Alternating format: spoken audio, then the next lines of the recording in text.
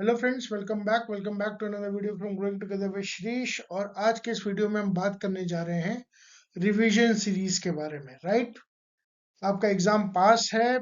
आज की तारीख है 7 जुलाई। 20 दिन में आपका एग्जाम है। अब जाहिर सी बात है कि आपको रिवीजन के लिए कुछ फास्ट ट्रैक नोट्स चाहिए, फ्लैश कार्ड्स टाइप के, जो आपकी हेल्प कर सके। तो उसी के साथ मैं लेके आया हूँ। विदाउट वेस्टिंग एनी टाइम आज का टॉपिक स्टार्ट करते हैं। तो आज 7 जुलाई को 9 बजे इस समय करंटली आप मेरे साथ जुड़े हुए हैं फंडामेंटल प्रोसेस या मॉलिक्यूलर बायोलॉजी की रिवीजन सीरीज में। ठीक है, एक एक करके हम इन यूनिट्स को देखेंगे और देखते हैं हम कितना कवर अप कर पाते हैं। Okay, without wasting any time start करते हैं।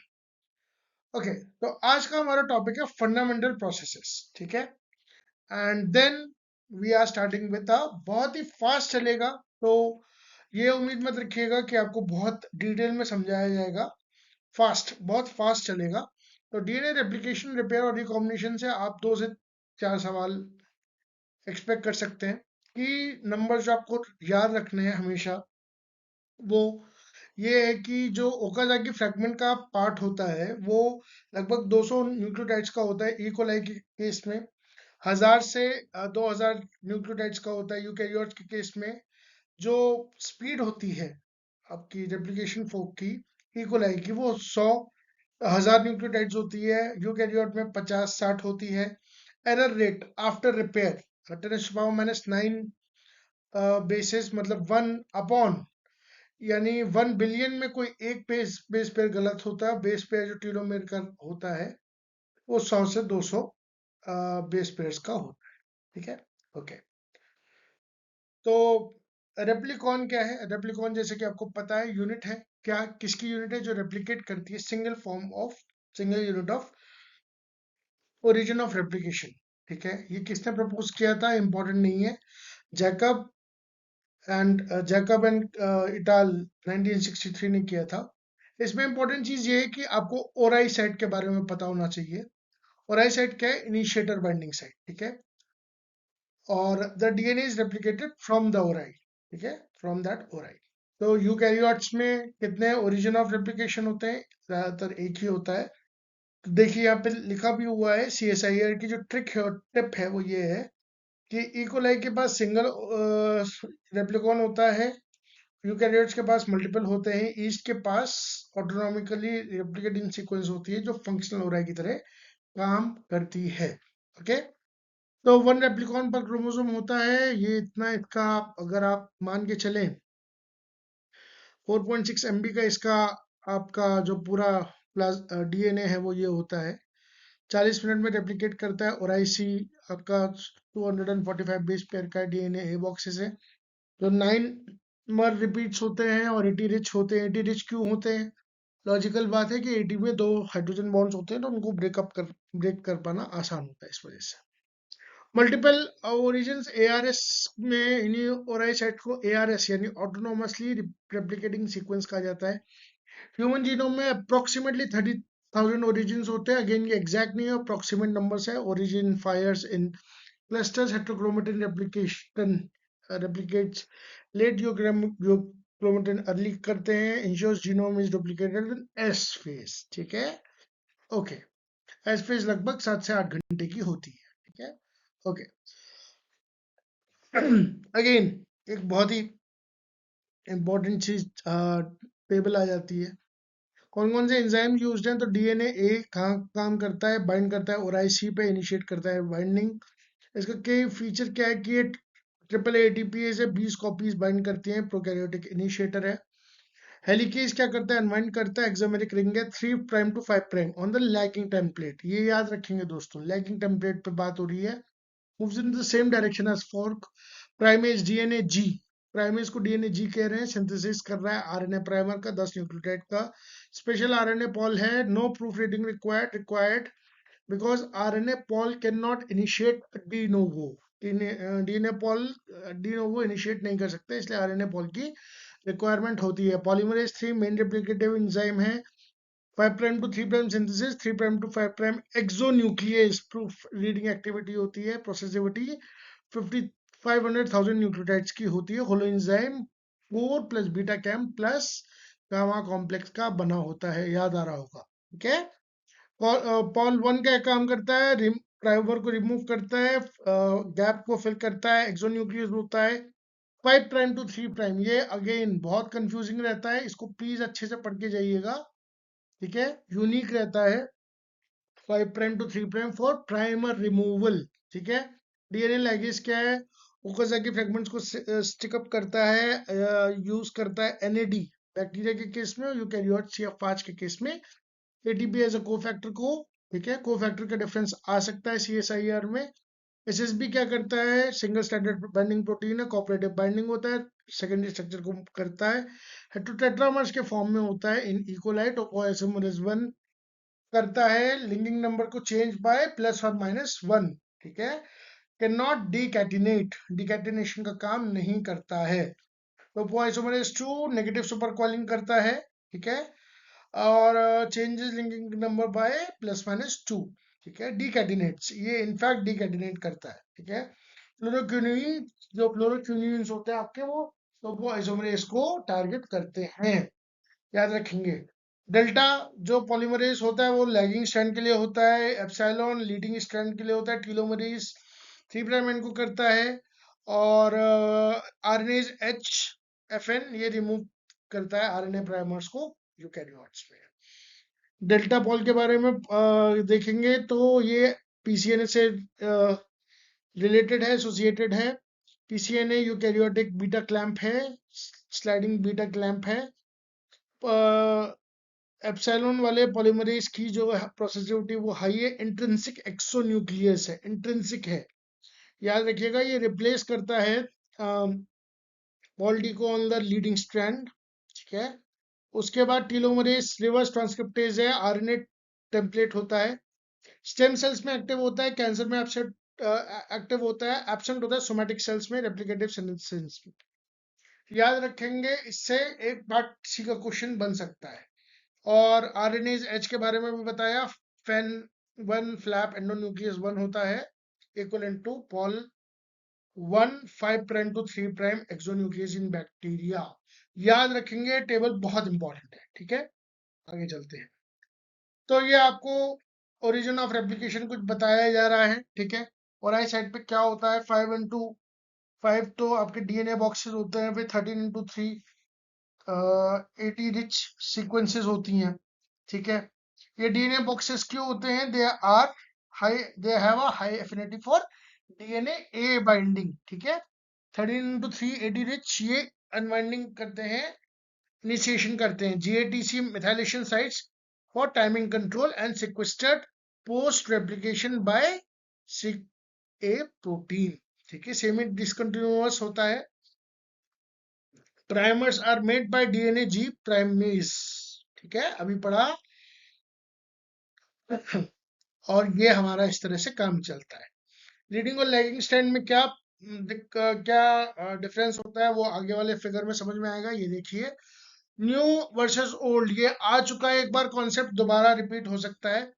देखिए, जो रेप्लिकेशन 4 के पास में बन रहा है वो न्यूएस्ट है, जो बन चुका है वो ओल्ड है। ठीक है, तो new the most recent Okazaki fragment is closest to the replication 4 synthesised at last. जो सबसे बाद में बनेगा वही तो सबसे नया होगा, लॉजिकली सोचिए। ठीक है, ये मिडल होगा, और ये ABC करके एक बार पूछा गया है, पूछा जा सकता है, दोबारा रिपीट हो सकता है कॉन्सेप्ट। इसमें भी वही वाली बात बताने की कोशिश की गई है। ठीक है, तो पॉज करके देख लेंगे इसको और अच्छे से समझ लेंगे। ओके, फिडिलिटी क्या है, फिडिलिटी ऑफ रेप्लिकेशन क्या है, बेस सिलेक्शन एक्यूरेसी क्या रहती है, ज्योमेट्री की वजह से 10⁻⁵ यानी एक बेस खराब होगा कितने में, 1 लाख या 0.1 मिलियन बेसिस में से कोई एक बेस खराब होगा। ये आपकी स्टार्टिंग की है। उसके बाद प्रूफ रीडिंग एक्टिविटी 10⁻⁷ तक ले जाता है, जिसमें जो है एक्ससीजन होता है 3 prime to 5 prime exonuclease activity of pol 3 या eta sub unit reduces to 10⁻⁷ all replicative polymerases have this। उसके बाद मिसमैच होता है, मिसमैच की वजह से ये जो प्रोसेसिविटी होती है बहुत ज्यादा बढ़ जाती है, और ये एरर रेट बहुत ज्यादा कम हो जाता है। मिसमैच में अगेन म्यूट एस रिकॉग्नाइज करता है, म्यूट एल रिक्रूट करता है म्यूट एच को, म्यूट एच निक करता है, मिथाइलेटेड अनमिथाइलेटेड जी स्ट्रैंड को जो जीएडीसी है एक्सोन्यूक्लियस रिमूव करता है, मिसमैच करता है, रीसिंथेसाइज करता है eukaryotes MSH2 and MLH PCM loss करते हैं। ठीक है, जो ट्रैप है वो ये है कि primase has no proof reading activity, ये बात याद रखेंगे। Primers are short and removed anyway. DNA Pol 1 has also proved reading activity 3 to prime 3 prime to 5 prime exo, but also 5 prime to 3 prime exo for nick translation. ये याद रखेंगे। ठीक है, आगे चलते हैं। एक्सोक्रोमल रेप्लिकॉन्स किसकी बात हो रही है? प्लाज्मिड्स की बात हो रही है। कैसे कैसे होते हैं? कॉल 1 या PBR 322 क्या है? यूनिडायरेक्शनल है, रोलिंग सर्किल एप्लीकेशन है, कॉपी नंबर इतना है, प्राइमर की तरह काम आता है। RNAi as a antisense inhibitor relax control होता है। PSC 101 बाई डायरेक्शनल है, कॉपी नंबर 5 है, स्ट्रिंजेंट कंट्रोल है। F प्लाज्मिड आपका थीटा रेप्लिकेशन करता है, रोलिंग सर्किल ड्यूरिंग ट्रांसफर 1 से 2 कॉपी नंबर होता है। R प्लाज्मिड आपका इनकॉम्पेटिबिलिटी ग्रुप के बारे में बात करता है। कैरीज एंटीबायोटिक रेजिस्टेंस जीन, तो कौन सा plasmid antibiotic resistance gene carry करता है? R plasmid. उसके बाद आपका लेमडा फेज आता है जो रोलिंग से के लिए काम करता है। इलेक्ट्रोलाइटिक फेज में भी काम करता है। ओ प्रोटीन बाइंड करता है लेमडा को, पी प्रोटीन डीएनए हेलिकेज को। ठीक है, उसके बाद टोम्यो प्लाज्मिड जो ईस्ट में पाया जाता है, बाई डायरेक्शनल होता है, amplification via FLP recombinase, copy number इसका सबसे ज्यादा है। ठीक है, मॉडल फॉर ईस्ट एपिसोमल वेक्टर्स, ये आपका यूनिट 13 में भी पूछा जा सकता है।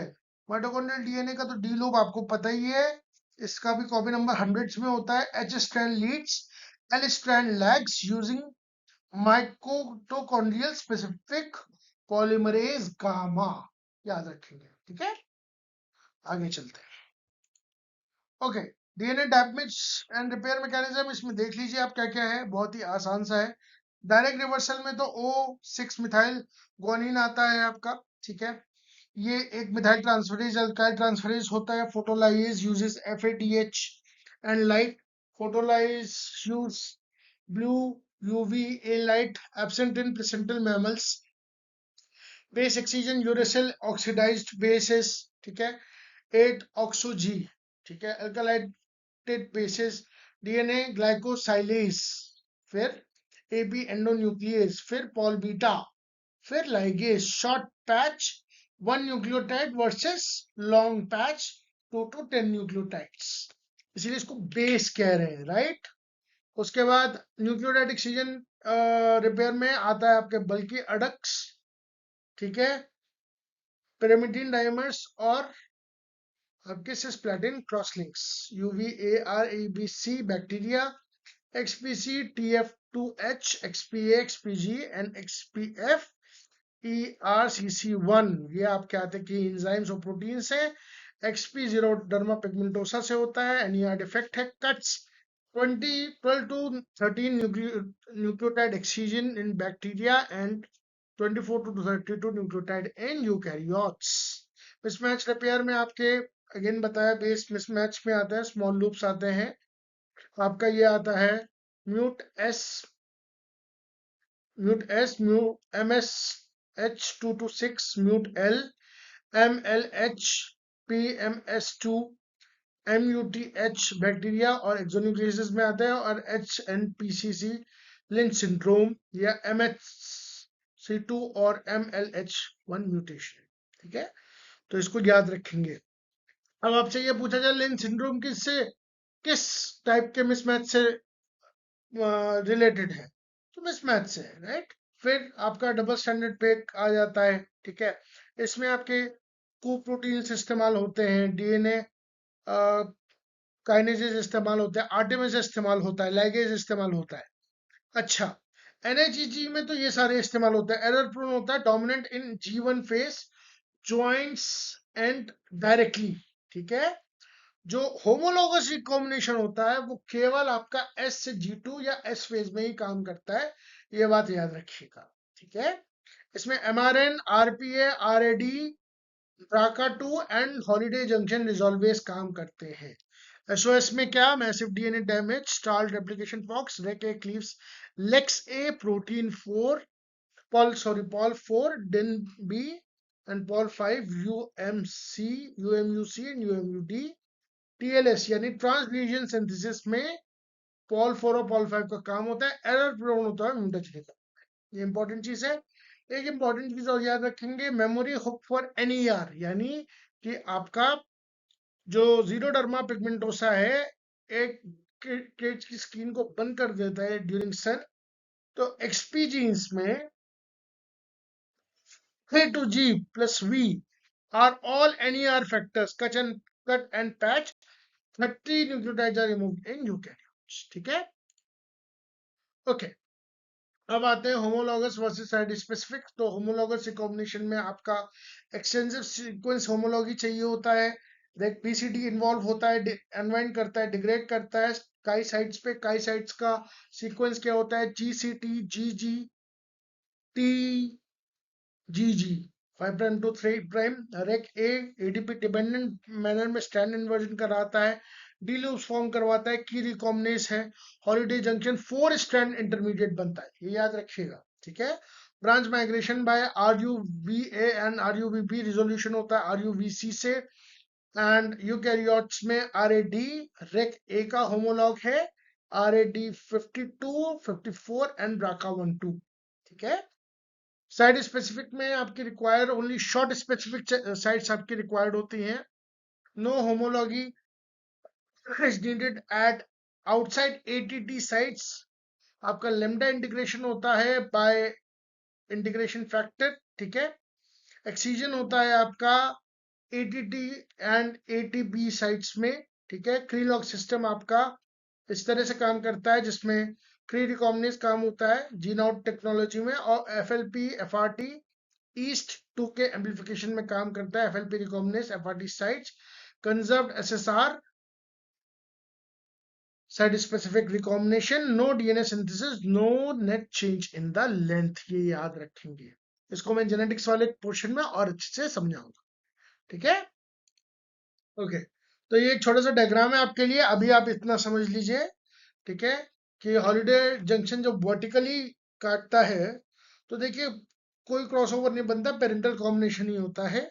जब हॉरिजॉन्टली कट करता है तो देखिए, आप खुद देखिए, ऐसे करके ऐसे जाएगा, ऐसे जाएगा, और फिर ऐसे ग्रीन से ब्लू वाला मिल जाएगा, और देखिए इधर, और ये देखिए रेड से ये इधर गया, इधर गया, और रेड से ग्रीन। ठीक है, तो रेड से ग्रीन वाला और रेड से ब्लू वाला मिल गया, और इसी तरह से पेरेंटल का रिकॉम्बिनेशन होता है। एक शेप स्ट्रक्चर होता है, form during homologous recombination, intermediate structure होता है, and not stable, needs to be resolved, याद रखेंगे। ठीक है, ओके। ये कुछ फ्लैश कार्ड्स वाली चीजें हैं, याद रखेंगे।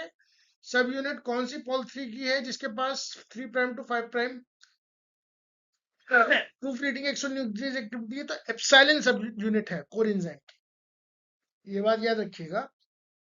तो जो पॉल 3 है आपका एंजाइम, वो मल्टीपल सब यूनिट है। जो एप्सिलॉन सब यूनिट है कोर एंजाइम, उसके पास है आपकी एक्सोन्यूक्लियस एक्टिविटी। जो अल्फा है उसके पास पॉलीमरेज है, और जो थीटा यूनिट है वो स्टिमुलेट करती है क्या, the proof reading activity of the epsilon subunit. ठीक है, कोफैक्टर डिफरेंस क्या है bacterial and eukaryotic DNA ligase में? बैक्टीरिया में NAD as a cofactor use होता है यूकैरियोट्स में, और फाज में आपका ATP यूज होता है। ठीक है, उसके बाद हम बात करेंगे protein, which protein strand discriminates old versus new in MMR mismatch repair? तो mut H, bacteria cleaves unmethylated. देखिए जो DNA अभी नया ताजा बना है, जो अभी फ्रेश DNA सिंथेसाइज हुआ है, उसके पास मिथाइलेशन करने का टाइम नहीं था, इसलिए म्यूट H जो है वो उस नए स्ट्रैंड को रिकॉग्नाइज कर लेता है। Eukaryotes use other strand discrimination cues such as NICS and PCNA. तो बैक्टीरिया के केस में it is mut H and eukaryotes के केस में it is NICS and PCNA. ठीक है।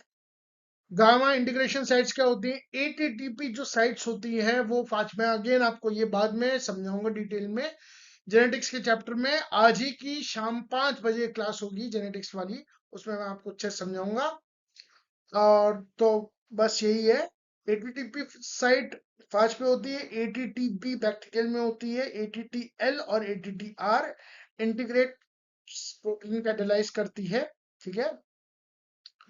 और आईएचएफ इंटीग्रेशन में हेल्प करता है, और एक्सआईएस एक्सीजन यानी उसको क्लीव करने में आपकी हेल्प करता है। टीलोमरेज कैसा है? टीलोमरेज सीक्वेंस क्या है? ये इस तरह की होती है 5CUAAACCCUAC.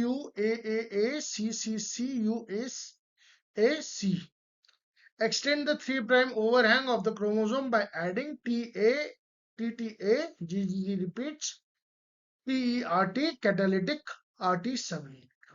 काई सीक्वेंस क्या होता है एंड इट्स रोल? तो काई सीक्वेंस मैंने अभी आपको बताया, GCTGG के हॉटस्पॉट्स होते हैं for rec BCD mediated homologous recombination in E. coli. Rec BCD degrades DNA until Chi switches to Rec A loading strand invasion. ठीक है।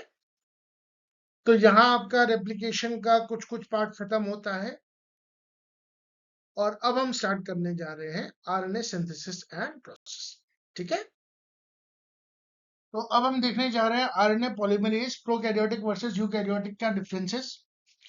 देखिए ये सब चीजें बड़ी बेसिक सी हैं, बट यू नेवर नो, कभी कभार ये स्टेटमेंट वाइज में कभी आ सकती हैं, तो you should always be prepared for all these kind of fundamental information. ठीक है।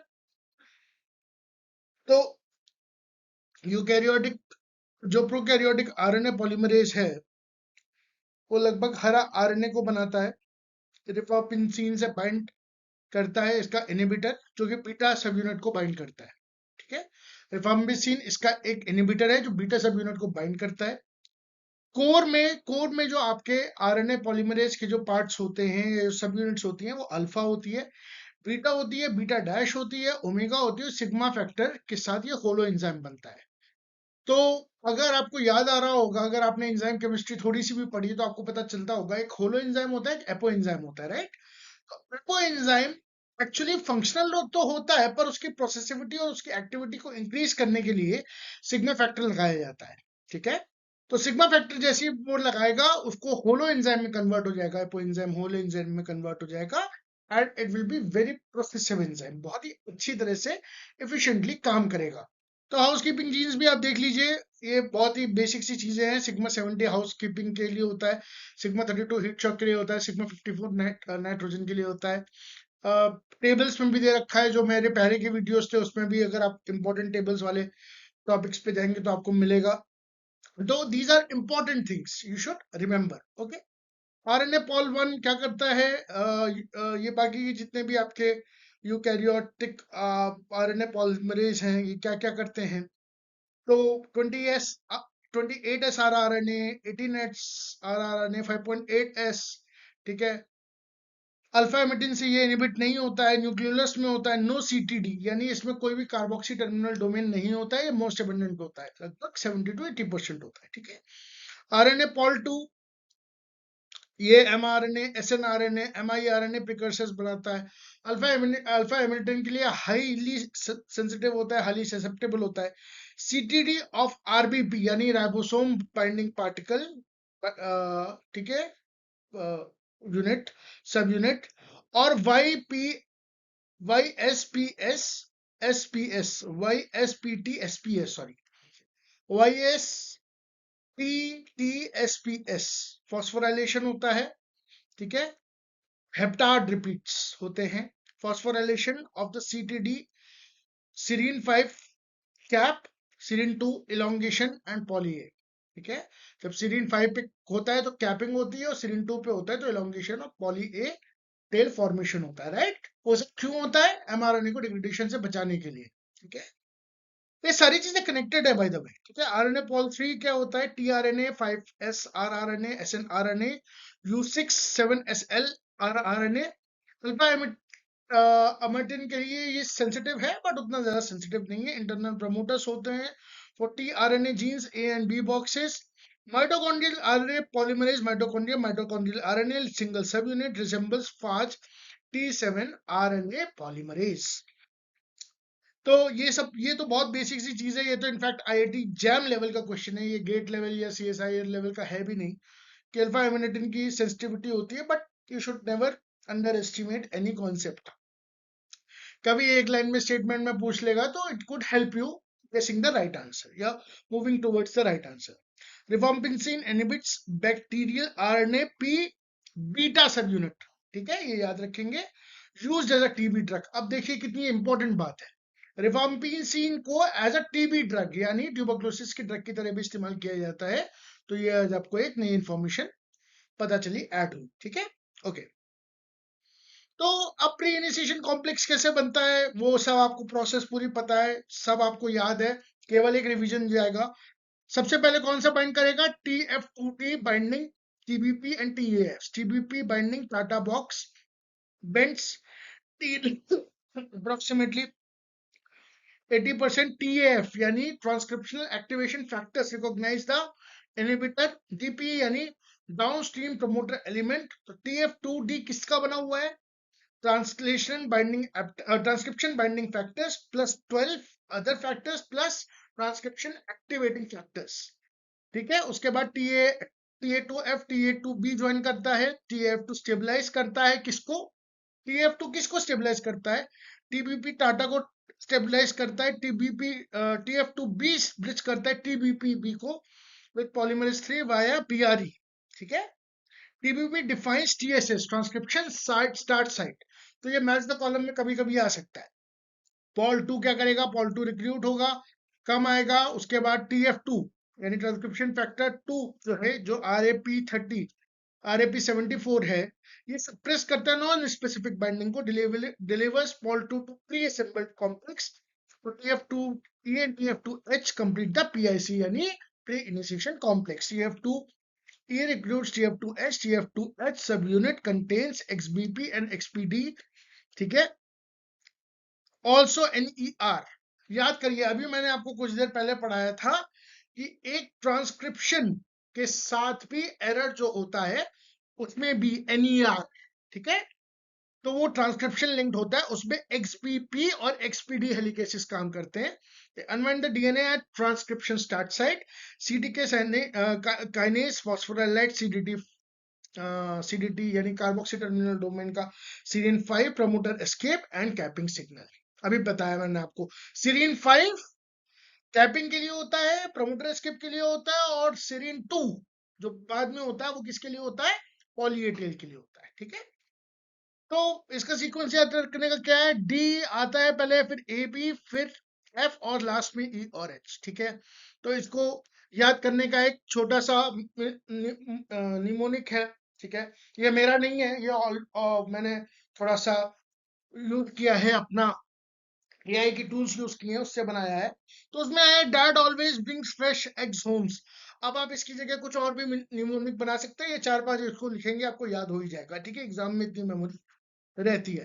तो डी आता है, फिर ए आता है, बी आता है, ए बी साथ में ज्वाइन होता है, फिर एफ आता है, सबसे लास्ट में ई और एच आता है। और एच के पास हेलिकेस और एटीपीएस दोनों एक्टिविटी होती है, आगे चल के अभी पढ़ेंगे इस चीज को, ठीक है। ओके, तो अब ट्रांसक्रिप्शन एक्टिविटीज और रिसेप्टर्स क्या होते हैं, तो एक्टिविटीज को जैसे आपको पता चला, एक्टिवेट मतलब जो एनहांस करेगा, ठीक है। एनहांसर्स फार अवे भी हो सकते हैं और ओरिएंटेशन और डिस्टेंस के इंडिपेंडेंट होते हैं, ठीक है। एक्टिवेशन डोमेन एसिडिक होते हैं, ग्लूटामिन रिच होते हैं, ठीक है, और प्रोलीन रिच होते हैं, ये याद रखेंगे। एक्टिवेशन जो डोमेन्स होते हैं वो एसिडिक होते हैं, they are glutamine rich, please remember, ठीक है, एंड प्रोलीन रिच। तो ये पूछा जा सकता है, activation domains of activators that are used in transcription are glutamine and proline rich. Statement wise question आ सकता है। रिक्रूटेड मीडिएटर कॉम्प्लेक्स आ सकता है, कॉन्ट्रैक्ट करता है पॉल2-CTD को रिक्रूट करता है HAT, histone acetyl transferase. HAT जब आपने कभी हेड लगा ली तो आपने क्रोमेटिन को ओपन कर दिया। जब ओपन कर दिया हिस्टोन एसिटाइल ट्रांसफरेज से, तो डीएसिटाइलेज से आप क्रोमेटिन को क्लोज कर देंगे। अगर आपको बेसिक लॉजिक समझ में आता है तो ये ठीक है कि जब आपने हैट्स यानी हिस्टोन एसिटाइल ट्रांसफरेज डाले तो आपने क्रोमेटिन को ओपन कर दिया, ठीक है। उसके बाद आपने रिक्रूट किया SWI-SNF क्रोमेटिन रीमॉडलर्स। एग्जांपल इसके आते हैं कैल4 ईस्ट में P53 and NF kappa beta, ठीक है। ओके, रिप्रेसर्स में पैसिव रिप्रेसर्स होते हैं जो कि कंपीट करते हैं एक्टिवेटर फॉर बाइंडिंग साइट, जैसे कि कॉम्पिटिटिव इनहिबिशन में होता है, राइट। और उसी तरह से एक्टिव जो इनहिबिटर्स होते हैं वो HDAC रिक्रूट करते हैं। अभी मैंने आपको बताया एसिटाइल ट्रांसफरेसेस, ठीक है। अब मैं आपको बता रहा हूँ एसिटाइल डीएसिटाइलेसेस। तो एसिटाइल ट्रांसफरेसेस क्रोमेटिन को ओपन करेंगे, तो डीएसिटाइलेसेस क्रोमेटिन को कॉम्पैक्ट करेंगे या क्लोज कर देंगे, राइट। रिक्रूट करते PRC1 PRC2 पॉलीकॉम्प, ये हिस्टोन 3 लाइसिन 27 का ट्रिपल मिथाइलेशन करा देता है। साइलेंसर जो है वो भी orientation independent act at a distance होते हैं। देखिए एक चीज याद रखिएगा, एक्टिवेटर्स जो है वो ओरिएंटेशन और डिस्टेंस दोनों के इंडिपेंडेंट है, लेकिन जो रिप्रेसर्स हैं वो ओरिएंटेशन के तो इंडिपेंडेंट हैं, बट जो डिस्टेंस है उसके डिपेंडेंट है। वो एक डिस्टेंस पे ही एक्ट कर सकते, कौन? रिप्रेसर्स, एक्टिवेटर्स नहीं, रिप्रेसर्स। इंसुलेटर एलिमेंट्स क्या होते हैं? ये ब्लॉक करते हैं एनहांसर प्रमोटर कम्युनिकेशन, ठीक है। एग्जाम्पल इसका lac repressor, TRP repressor, RB protein, ठीक है। आरबी प्रोटीन हम रेटिनोब्लास्टोमा में पढ़ते हैं, ठीक है। लैग रिप्रेसर, टीआरपी रिप्रेसर के बारे में अभी हम आगे वाले पार्ट्स में पढ़ेंगे, कमिंग स्लाइड्स में पढ़ेंगे, ठीक है। ओके, उसके बाद सबसे इंपॉर्टेंट चीज mRNA स्प्लाइसिंग, ठीक है। mRNA स्प्लाइसिंग के साथ ये बहुत ही इंपॉर्टेंट सी चीज है। सबसे पहले 5 प्राइम कैप लगती है, फिर रिमूवल ऑफ इंट्रॉन्स होता है, 3 प्राइम क्लीवेज होता है, आरएनए एडिटिंग होती है। रिमेंबर आरआरएनए और टीआरएनए की भी स्प्लाइसिंग होती है, उसके लिए भी मैं आगे आपको पढ़ाऊंगा, लेकिन अभी आप mRNA स्प्लाइसिंग समझ लीजिए, ठीक है। ओके, 5 प्राइम कैपिंग को so this is one of the most important slides. इसमें आप देखिए स्प्लाइसिंग दो तरह की हो सकती है, एक कंटिन्यूअस हो सकती है, एक ऑल्टरनेटिव हो सकती है। कंटिन्यूअस का मतलब एक फिक्स्ड ऑर्डर में आपके इंट्रॉन्स रिमूव होंगे। ऑल्टरनेटिव का मतलब कि आपके एक्सॉन 1 एक्सॉन 2 एक्सॉन 3 और एक्सॉन 4 है सपोज, तो आपके एक्सॉन 1 एक्सॉन 2 एक्सॉन 3 के साथ बॉन्ड कर सकते हैं। 1 4 बना सकता है, 1 3 बना सकता है, 1 3 4 बना सकता है, 1 2 3 4 बना सकता है, 1 2 3 बना सकता है, 2 3 4 बना सकता है, 2 1 बना सकता है, 3 1 बना सकता है। तो इस तरह के आपके एग्जॉन्स जो है वो बहुत सारे परम्यूटेशन एंड कॉम्बिनेशन में आ सकते हैं। अब इस पे क्या सवाल बन सकता है? अब देखिए CSIR इस पे ऐसा सवाल नहीं बनाएगा, पर गेट बना सकता है, आईटी जैम बना सकता है। और आगे आने वाले डीबीटी और CSIR में इसका ये बन सकता है कि सपोज हमारे पास 4 एक्सॉन्स है, 3 इंट्रॉन्स है, तो परम्यूटेशन और कॉम्बिनेशन में कितने ज्यादा प्रोटीन्स बन सकते हैं। तो इस तरह के सवाल आ सकते हैं, वो भी करवाऊंगा कभी किसी सेशन में। तो मेरे दिमाग में सवाल आया, मैंने आपके साथ शेयर किया, ठीक है। GOAG रूल क्या कहता है? GOAG रूल हमेशा ये कहता है कि देखिए दो एक्सॉन्स के बीच में एक इंट्रॉन है, उस इंट्रॉन को हमने रिमूव करना है। वो कैसे करेंगे? तो अगर आप ये देख पा रहे तो this is 5 prime side and this is 3 prime side. Sorry, मेरे पास आज वो अपना पेन नहीं है, तो आपको इमेजिन करना पड़ेगा। मैं थोड़ा सा इसी मार्कर से करने की कोशिश करता हूँ। ये 5 प्राइम साइड होगा आपका और ये 3 प्राइम साइड होगा, ठीक है। समझने की कोशिश करिए। तो यहाँ 5 होगा, यहाँ 3 होगा, यहाँ 5 होगा, यहाँ 3 होगा, यहाँ 5 होगा, नो सॉरी, एक सेकेंड, यहाँ 5 होगा, यहाँ 3 होगा, यहाँ 5 होगा, यहाँ 3 होगा, ठीक है। अब देखिए सबसे पहले क्या हुआ। सबसे पहले तो ये इसका बेसिक समझ लेते हैं कि 5 prime splice sites always start with a GU। ये देखिए ये GU के साथ हमेशा स्टार्ट होती है, ठीक है। Branch point adenine is located upstream of the splice site. देखिए 3 प्राइम स्प्लाइस साइट, तो 3 प्राइम स्प्लाइस साइट आपकी क्या है? ये जी, इसके अपस्ट्रीम यानी कि ये। यहाँ पे क्या आ रहा है, यहाँ पे आ रहा है ब्रांच पॉइंट, ये यहाँ पे एक ब्रांच पॉइंट है, ठीक है। उसके बाद that is rich in CNU, CNU में रिच है इसलिए pyrimidine ट्रैक है, almost ends with an AG on 3 prime splice site, almost ends with an AG, तो ये आपकी एंड करती है AG के साथ, ठीक है। तो समझिए ट्रांसएस्टरिफिकेशन रिएक्शन किस तरह से होती है, ये तो एक ओवरव्यू है, इसको यहां से समझते हैं। देखिए, the 2H of the branch point A attacks the phosphate 5 prime splash site of the phosphate of the 5 prime splash site। देखिए 2H ने अटैक किया यहाँ पे, ठीक है। The bond at the 5 prime splash site is cut, exon 1 is released with 3 prime OH, ठीक है। यहाँ 5 प्राइम था, यहाँ 3 प्राइम था, ठीक है। 3 प्राइम OH रिलीज हो गया, lariat structure of intron is formed, ये ठीक है। The 3 prime of the exon 1 this attacks the phosphate of the 3 prime splice site, यहाँ पे ये ने ये अटैक किया, the bond between the 3 prime splice site is cut, exon 1 and 2 are joined, lariat intron is released and later degraded। सबसे पहले branch point के ए ने जो है वो GU के पे टारगेट किया और रिमूव करा, एक एक्सॉन निकला।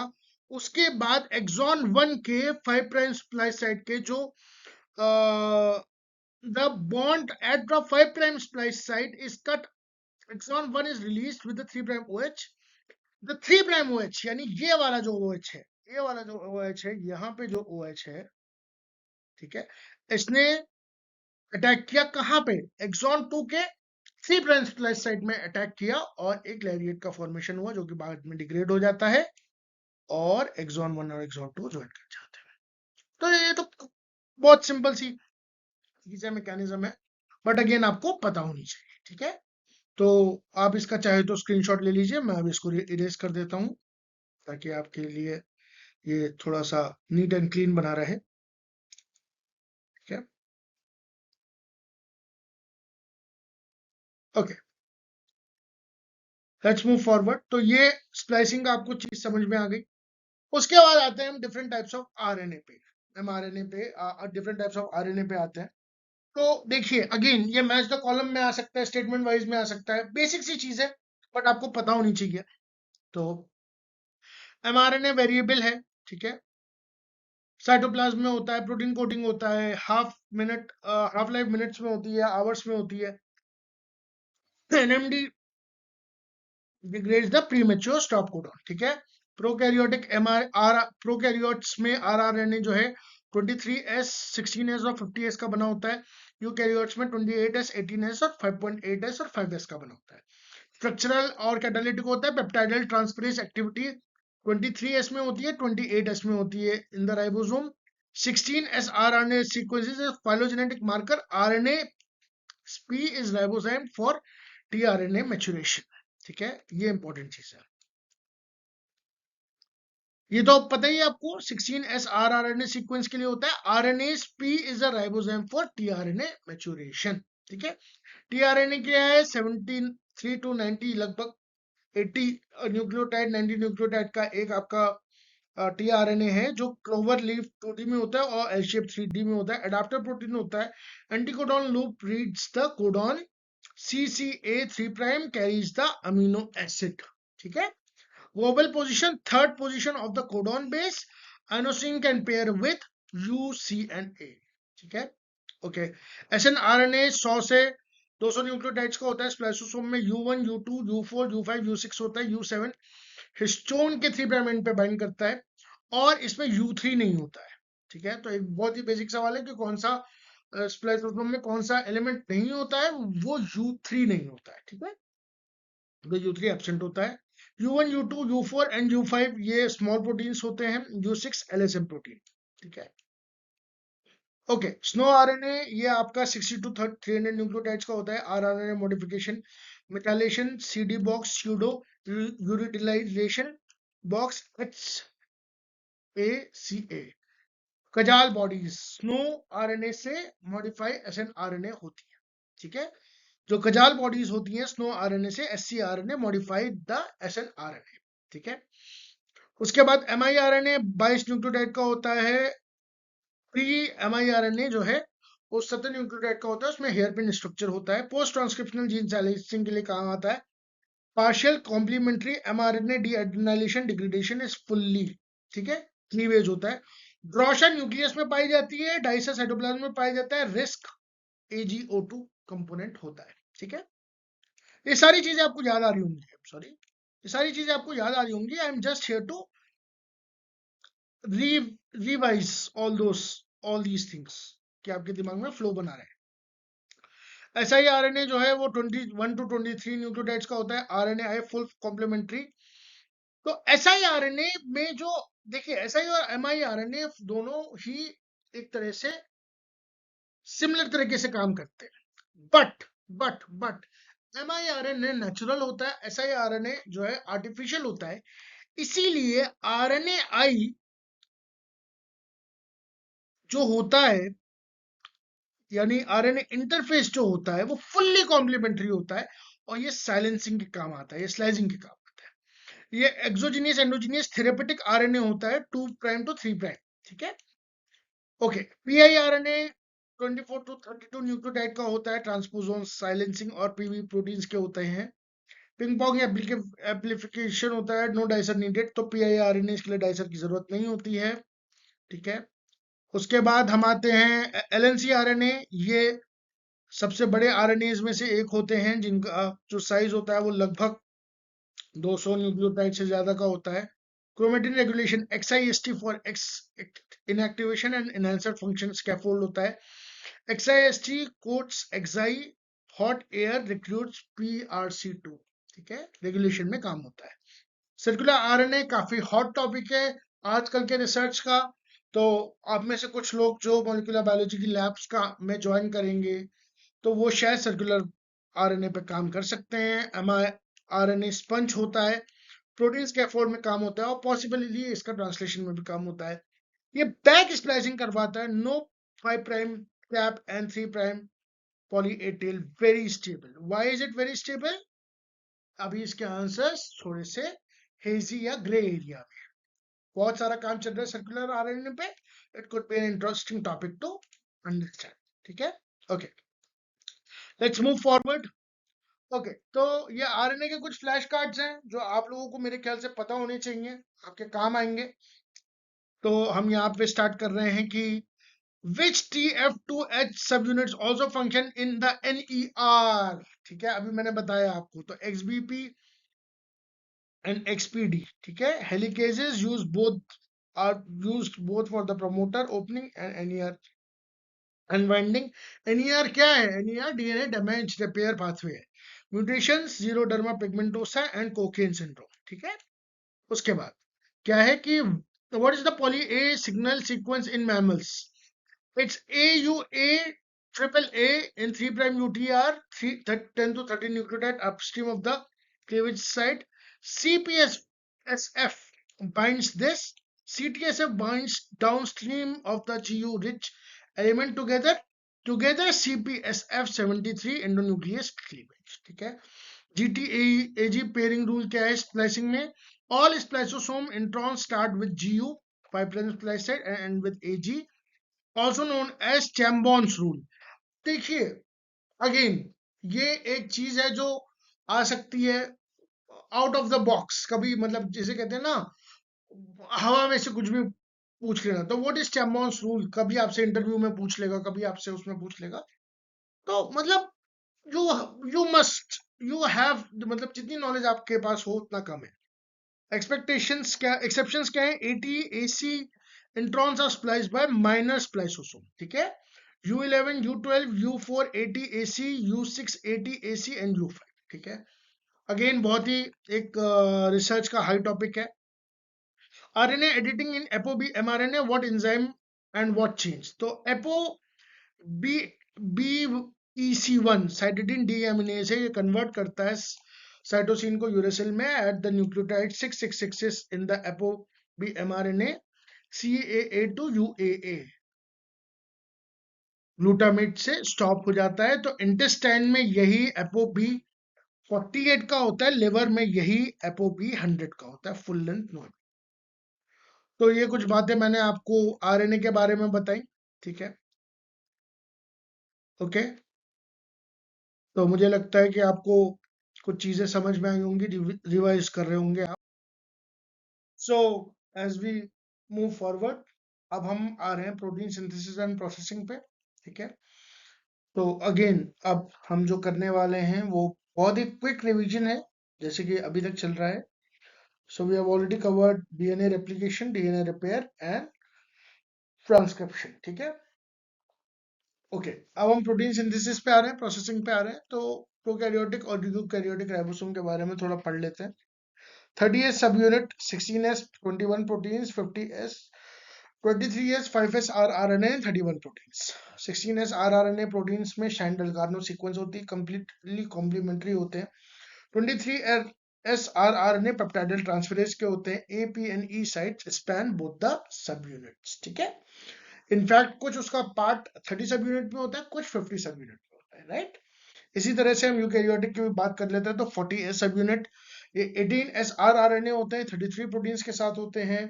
60s में लास्ट सब यूनिट में आता है 28s, 5.8s, 5s rRNA, 49, ठीक है। तो this is not just RNA, this is an RNA protein complex, यानी RNPs, RNA and protein complexes, या RNA बाइंडिंग प्रोटीन कॉम्प्लेक्सेस, ठीक है। So no HD sequence, no HD sequence क्योंकि Kozak sequence होती है, ठीक है। कोजैक सीक्वेंस का सीक्वेंस क्या होता है? ACCAUGG, ठीक है। ऐसे पूछा नहीं जाता है, बट हाँ, अगर आपको पता है तो अच्छी बात है, ठीक है। Then 28s rRNA peptidyl transferase होते हैं। 5.8s rRNA बेस पेयर करता है with 28s। No prokaryotic equivalent, ठीक है। एक इंपॉर्टेंट चीज है जो हमेशा से एक बहुत ही फंडामेंटल सा सवाल है, इस पे काफी बार मीम्स भी बन चुके हैं कि 58 और 8, मैथमेटिशियन आस्क अ बायोलॉजिस्ट कि 50 30 80 क्यों नहीं होते, 70 क्यों होते हैं। It's not mathematical addition, it's the sediment coefficient, and sediment coefficients are not additive. क्यों? क्योंकि सेडिमेंट कोफिशिएंट क्या है? सेडिमेंट कोफिशिएंट वो कोफिशिएंट है जिसपे आपके पार्टिकल सेडिमेंट हो रहे हैं। तो ये लगता बड़ा बेसिक सा और फनी सा है, but it is quite interesting and quite actually it makes sense, right. तो सेडिमेंटेशन कोफिशिएंट आपका एडिटिव नहीं होता है, and it's the sediment coefficient जिसपे जाके वो राइबोसोम के पार्टिकल सेडिमेंट करते हैं, ठीक है। तो इस तरह से हम आगे बढ़ते हैं, ओके। तो इनिशिएशन ट्रांसलेशन का कैसे होता है आपको पता ही है। देखिए, इसमें से ऐसी कोई भी चीज नहीं जो आपको नहीं पता है, ठीक है। आपको सारी चीजें पता है, बट अगेन रिवीजन के तौर पर हम इन चीजों को एक बार रिविजिट कर रहे हैं। तो 30s IF यानी इनिशिएशन फैक्टर 1 और IF3, IF3 prevents the premature 50s binding by IF1 blocks the A site, ठीक है। उसके बाद mRNA और fmet tRNA बाइंडिंग होती है। SD सीक्वेंस यानी शाइंडल कार्नो सीक्वेंस जो होती है कोजैक on the mRNA pairs with the 60s rRNA anti-SD initiator tRNA fmet tRNA fmet IF2 यानी इनिशिएशन फैक्टर 2 एक GTPase है that brings the initiator RNA to the P site. IF1 A site को block करता है, tRNA P site पे लाता है। दोस्त याद रखना ये बात प्लीज, बहुत छोटी छोटी बहुत बेसिक चीजें हैं, बट एग्जाम में गलती होने के चांसेस हैं, क्योंकि एग्जाम में स्ट्रेस भी बहुत रहता है। 13 की 13 यूनिट्स हैं, बहुत सारी यूनिट्स हैं, बहुत सारा मटेरियल है, तो बेसिक में गलती नहीं करनी है, ठीक है, okay. 50s joins IF release, GTP hydrolysis by IF2, IFs are released। 70s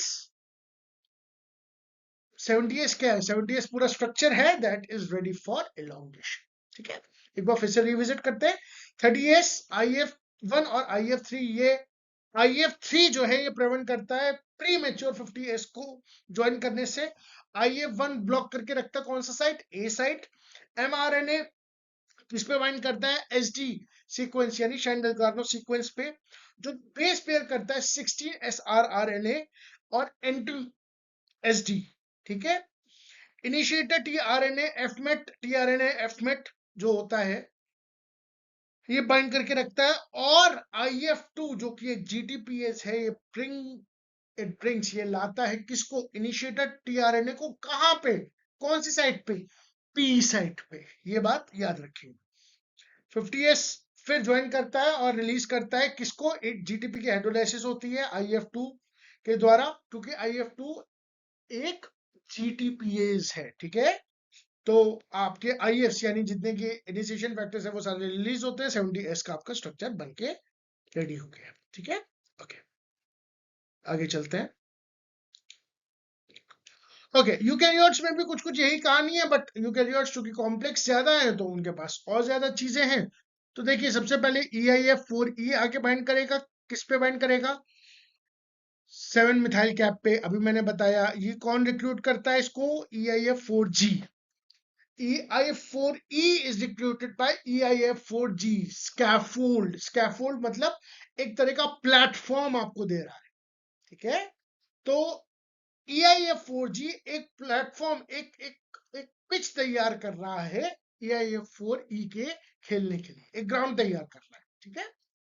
EIF4A RNA helicase है। देखिए, ट्रांसक्रिप्शन के लिए क्या ट्रांसलेशन के लिए क्या जरूरी है, सोचिए। ट्रांसलेशन के लिए भाई RNA और प्रोटीन के बीच का इंटरेक्शन, क्योंकि राइबोसोम RNA को पहले अनवाइंड तो करेगा ना, क्योंकि वो तो बाइंडेड है। तो RNA हेलिकेज पहले उसे अनवाइंड करेगा, eight the 5 prime UTR unwinds the secondary structure, ठीक है।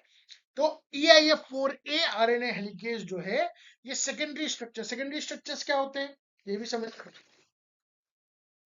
देखिए, हम जो ये बनाते हैं ना, ये स्ट्रैंड्स बनाते हैं, ये ऐसे नहीं होते हैं। ये कभी कभार ऐसे ऐसे ऐसे ऐसे ऐसे और ऐसे और ऐसे लूप्स बनाते हैं। ये कभी कभार ऐसे लूप्स बना लेते हैं, ऐसे लूप्स बना लेते हैं, ऐसे लूप्स बना लेते हैं, ठीक है। ये कभी कभार ऐसे लूप्स बना लेते हैं, ठीक है। तो ये जितने भी स्ट्रक्चर्स हैं जो थोड़े इरेगुलर स्ट्रक्चर्स हैं, क्योंकि आपको पता है कि GOAG पेयरिंग हो जाती है, जियो टेल्स में पेयरिंग हो जाती है। तो उन पेयरिंग को एक तरह से अनवाइंड करने के लिए या इन सेकेंडरी स्ट्रक्चर्स को रिमूव करने के लिए यू नीड EIF4A, ठीक है। ओके, तो मैं कहां पे था, मैं यहाँ पे था, और मैंने ये वाला पार्ट पढ़ा दिया था, ठीक है। ये बाइंड करते हैं, अनबाइंड करते हैं कौन से रीजन पे, 5 प्राइम यूटीआर मतलब अनट्रांसलेटेड रीजन। देखिए, अगेन बेसिक सी चीज है, बट आपको पता होनी चाहिए। उसके बाद सबसे पहले आपका बनता है 43PIC, यानी 43 प्री इनिशिएशन कॉम्प्लेक्स, जिसमें बाइंड करता है 40S EIF2 GTP मेथ्यूनिन tRNA, ठीक है। EIF3 और EIF1A। स्कैनिंग आपका कौन करता है, 5 prime to 3 prime for AUG, Kozak. उसके बाद आपकी स्कैनिंग होती है कोजैक कंटेक्स्ट के लिए, ठीक है। उसके बाद आपका EIF5 ट्रिगर GTP हाइड्रोलिसिस, ये किसके इक्विवेलेंट हो गया, या IF2 के इक्विवेलेंट हो गया। EIF5B joins the 60S stress, और EIF2 अल्फा फॉस्फोरिलेशन, ये इंपॉर्टेंट है। EIF2 अल्फा का जब फॉस्फोरिलेशन होता है तो ग्लोबल ट्रांसलेशन डिप्रेशन होता है, ठीक है। ये याद रखेंगे, ठीक है। स्ट्रेस कंडीशन में EIF2 अल्फा का फॉस्फोरिलेशन हो गया। तो सपोज, अब मैंने आपसे एक सवाल पूछ लिया, कि सपोज एक ऐसी ड्रग है A जो EIF2 अल्फा का फॉस्फोरिलेशन करवा रही है, और मैंने आपको प्रोटीन ब्लॉट्स दे दिए। मैं यही सवाल बना देता हूं, मैंने आपके लिए यही सवाल बना दिया। 2 ब्लॉट्स हैं, A और B। इसमें मैंने एक ड्रग डाली, इसमें मैंने कोई ड्रग नहीं डाली, नो ड्रग एब्सेंट, ठीक है। बिफोर बिफोर जो वो था, ये mRNA लेवल्स हैं,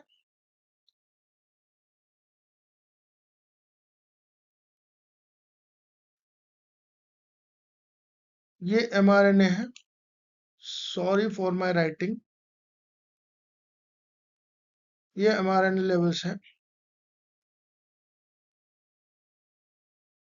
ठीक है, और ये प्रोटीन लेवल्स हैं,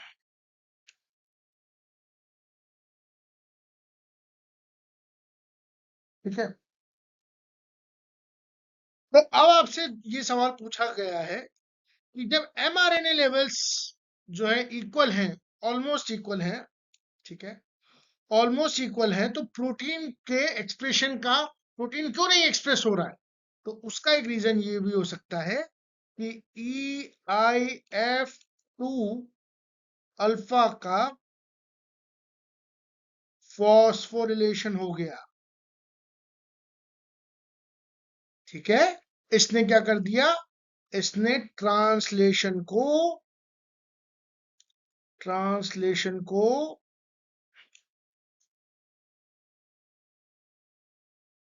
रिप्रेस कर दिया। EIF2 अल्फा का फॉस्फोरिलेशन हो गया, इसने ट्रांसलेशन को रिप्रेस कर दिया। इसलिए जब नहीं ड्रग डाली जा रही है तो आपको प्रोटीन लेवल देखने को मिल रहा है, प्रोटीन पी से रिप्रेजेंट कर रहा हूं, और जब आपने ड्रग डाल दी है तो इसने प्रोटीन का एक्सप्रेशन को, ट्रांसलेशन को रिप्रेस कर रखा है, ठीक है। तो इस तरह का एक सी पार्ट का क्वेश्चन बनाया जा सकता है AIF2 अल्फा फॉस्फोराइलेशन के थ्रू। तो देखिए, मैं आपको फिर बता रहा हूं, अगर आपके फंडामेंटल स्ट्रांग है, अगर आपके बेसिक स्ट्रांग है, आपको एक आध प्रोटीन का नाम नहीं भी पता है तो ठीक है, चल जाएगा, मैं ये बता रहा हूँ, तो चल जाएगा। अगर आपके फंडामेंटल स्ट्रांग है, अगर आपको ये पता है कि EIF2 अल्फा के फॉस्फोरिलेशन के बाद ट्रांसलेशन का रिप्रेशन हो जाता है, that's it, that's the only thing that you need to know, ठीक है। अब इसको वो अलग तरीके से भी रिप्रेजेंट कर सकता है, उसको वो कह सकता है कि मैंने नदन ब्लॉट किया, मैंने प्रोटीन एक्सप्रेशन किया, प्रोटीन एक्सप्रेस नहीं हो रहा है जबकि जीन भी इंटैक्ट है, तो ट्रांसलेशन रिप्रेशन हो रहा है दोस्त। ये सब चीजें आपको पता होनी चाहिए, ठीक है। आई होप आपको चीजें समझ में आ रही। ओके, आगे चलते हैं। अगेन इसको मैं नीट एंड क्लीन कर देता हूं ताकि आपके लिए ये वो रहे। ओके, तो इलोंगेशन और टर्मिनेशन में क्या है, तो इलोंगेशन में आपका क्या रहता है, इलोंगेशन में आपका अमीनो एसिल टीआरएनए रहता है जो किस पे बाइंड करता है, ए साइड पे। पेप्टाइडल फॉर्मेशन आपका पी साइड पे होता है, याद रखेंगे। EFTU prokaryote EF1 alpha carries the amino acyl tRNA as ternary complex with GTP. GTP hydrolysis after codon recognition. अब वो बिफोर कोडॉन रिकॉग्निशन कर देगा, कैसे हो जाएगा, नहीं हो पाएगा भाई, पहले कोडॉन रिकॉग्नाइज होगा ना, तभी तो फिर उसके बाद वो GTP हाइड्रोलाइज करेगा। Remember, cell is very smart, quote unquote smart, cell is smart, quote unquote smart, अपनी एनर्जी ऐसी फालतू वेस्ट नहीं करेगी, ठीक है। तो वो पहले कोड को रिकॉग्नाइज करेगी, एंटीकोडॉन को, कोडॉन एंटीकोडॉन रिकॉग्निशन होगा कि भैया सही अमीनो एसिड है कि नहीं है, उसके बाद जाके जीटीपी का हाइड्रोलाइसिस होगा, ठीक है।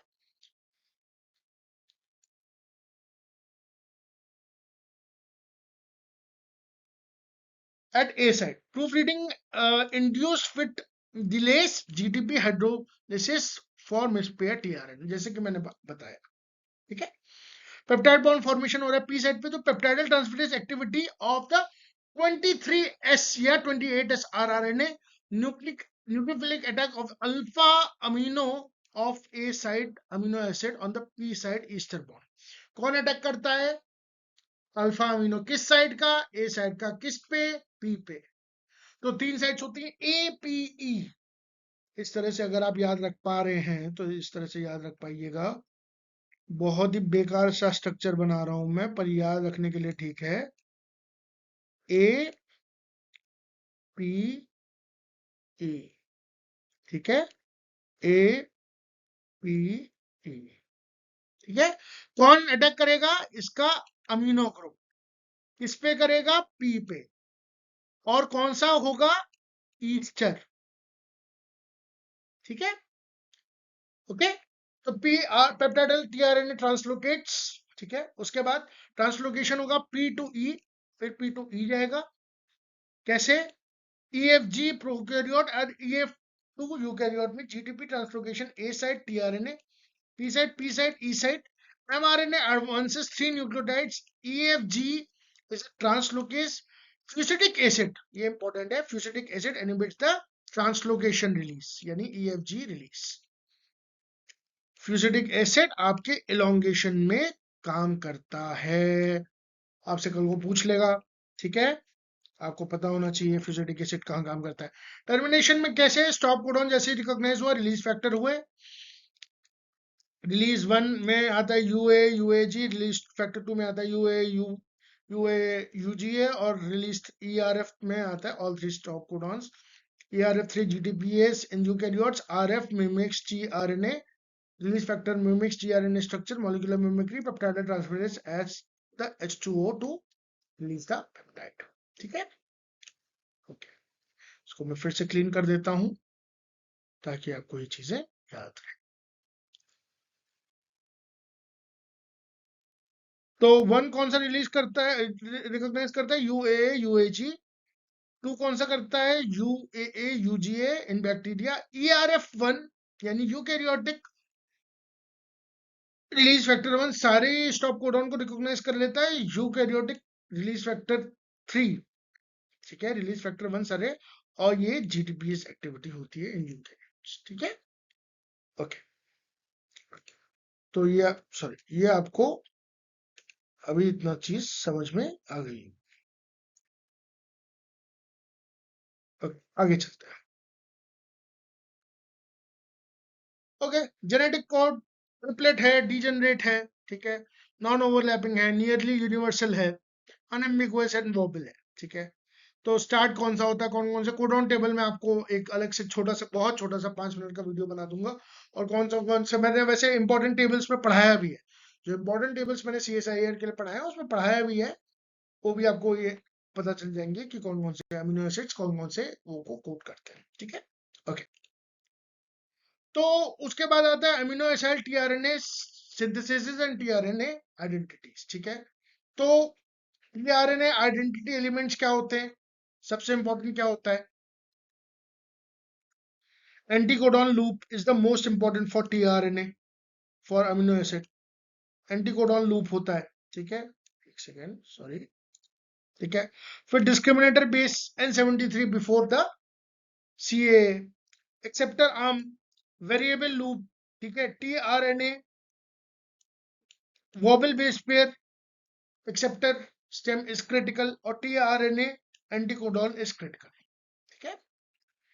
प्रूफ रीडिंग कैसे होती है, दो तरह की प्रूफ रीडिंग होती है, एक तो प्री ट्रांसफर एडिटिंग जो कि हाइड्रोलिसिस होती है AAMP before the transfer to the tRNA, एक आफ्टर होती है जो पोस्ट ट्रांसफर एडिटिंग होती है, वो हाइड्रोलिसिस होती है at the CP domain of the amino acyl RS। अब इसमें क्या है वो मैं आपको बताता हूं अगली स्लाइड में, बहुत अच्छे से एक्सप्लेन करके, ठीक है। इसमें कुछ ऐसी चीज नहीं थी, केवल स्ट्रक्चरल चीजें थी, मैंने आपको इंपॉर्टेंट फिगर्स वाले स्लाइड में भी, प्रेजेंटेशन में भी इसको समझा रखा है, पीछे के वीडियोस देखिएगा आपको समझ आएगा, ठीक है। बहुत इंपॉर्टेंट है, बहुत इंपॉर्टेंट सी चीज है, आइसोल्यूसिन और वैलिन का बहुत अच्छा एग्जाम्पल है, और ये आपके एग्जाम में पूछा जा सकता है और पूछा जाता है इनफैक्ट, ठीक है। अब देखिए आइसोल्यूसिन और वैलिन के स्ट्रक्चर में कुछ ज्यादा फर्क नहीं है, देखिए अमीनो एसिड हम देखते हैं, 1 2 3 4, इसके पास एक CH2 ग्रुप एक्स्ट्रा है, ये, ठीक है, इसके पास वो CH2 ग्रुप नहीं है, केवल एक CH2, एक मिथाइलिन ग्रुप स्मॉलर पर। तो देखिए isoleucine synthetase must attach isoleucine to tRNA isoleucine. Valine is very similar and can be mistaken, so the enzyme has an editing proofreading activity. देखिए डबल सीव की तरह काम करता है, डबल सीव यानी दो वाली छलनी, ठीक है, दो सीव की तरह काम करता है, देखिए आइसोल्यूसिन टीआरएनए सिंथेटेज के पास दो साइट्स होती है, एक तो एक्टिव साइट होती है जिसमें अमीनो एसिड का एक्टिवेशन होता है और ट्रांसफर करता है ये अमीनो एसिड अपने टीआरएनए मॉलिक्यूल पे। एक एडिटिंग साइट होती है जो कि हाइड्रोलाइज करती है इनकरेक्ट अमीनो एसिड्स को, ठीक है। एक्टिव साइट यानी फर्स्ट जो सीव है, यानी फर्स्ट जो आपका क्राइटेरिया एक्सक्लूजन का, उस पे तो वेलिन और आइसोल्यूसिन आसानी से एंटर कर सकते हैं। क्यों एंटर कर सकते हैं? क्योंकि दोनों का स्ट्रक्चर बहुत सेम है, केवल एक मिथाइल ग्रुप का फर्क, मिथाइलिन ग्रुप का फर्क है, सॉरी, ठीक है। सेकेंड सीव में जो वैलिन होता है वो छोटा होता है, तो वो फिट हो जाता है कौन सी साइड पे? एडिटिंग साइड पे। याद रखिएगा दोस्तों, कौन सी साइड पे? एडिटिंग साइड पे। कौन फिट हो जाता है? वेलिन। क्यों? क्योंकि वो छोटा है साइज में। आइसोल्यूसिन इस एडिटिंग साइट के लिए बहुत ज्यादा बड़ा है, इसलिए ये एस्केप कर जाता है, इट एस्केप्स। जैसे ये एस्केप कर गया, आपका काम हो गया। अब इसको समझ लेते हैं कैसे। हूं ना मैं यहाँ पे समझाने के लिए, आप ही के लिए तो है ये सारे। देखो, करेक्ट पाथवे क्या है? एक्टिवेशन क्या होता है? आइसोल्यूसिन का टीआरएनए आइसोल्यूसिन ही चार्ज करना है।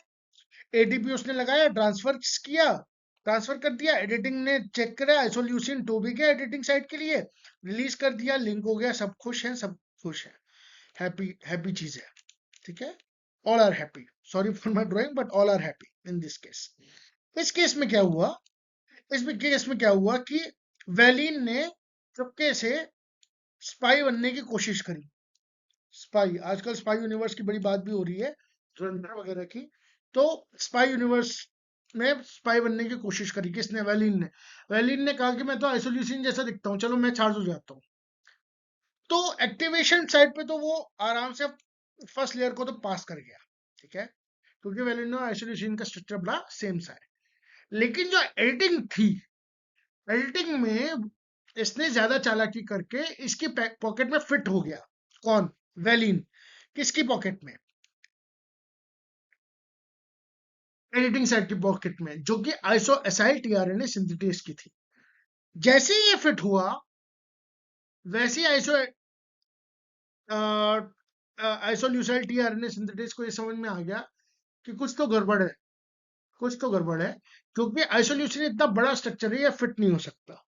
जैसे ये फिट हुआ, आइसोल्यूसिन के टीआरएनए सिंथेटेज ने इसे रिकॉग्नाइज किया, कहा कि नहीं भैया, इट इज रॉन्ग, आप यहां मत जाइए, आप वापस अपने देश जाइए, और इसको क्लीप करके भेज दिया वापस अपने देश, रिपोर्ट कर दिया, ठीक है।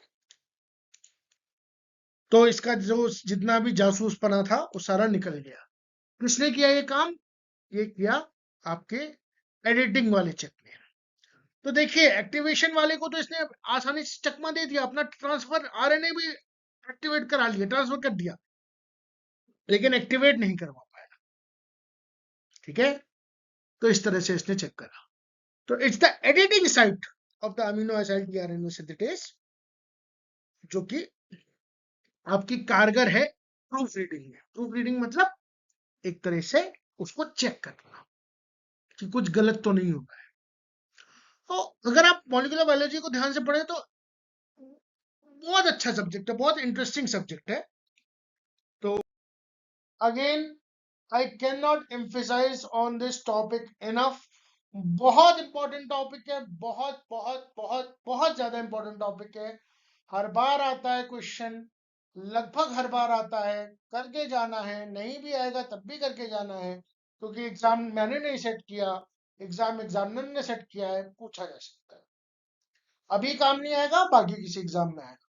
तो पढ़ लेते हैं फटाफट से। ट्रांसलेशन इनहिबिटर स्ट्रेप्टोमाइसिन क्या करता है? 38 सब यूनिट को बाइंड करता है, इनिशिएशन को इनहिबिट करता है, कॉज करता है मिसरीडिंग को, प्रोकैरियोट्स के लिए सिलेक्टिव है।